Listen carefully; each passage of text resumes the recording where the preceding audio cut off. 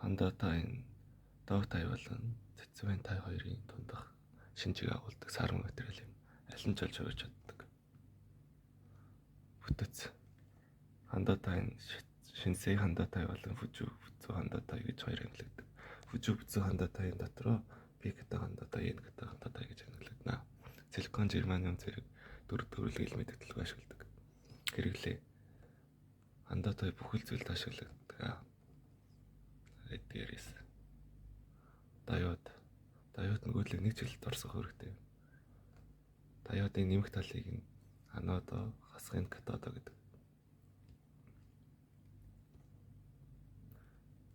Жүндэнрё ингээд хасах нь хасахтайгаа түлхэлцэж нэмэх нь нэмэхтэйгээ түлхэлцэнэ. Тэгээд ингээд гүйдлэхэд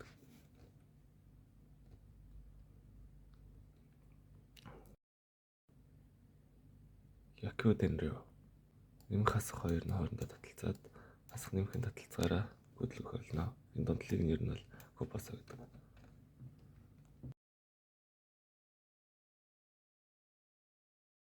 За ингээд олон төрлийн диод байдаг.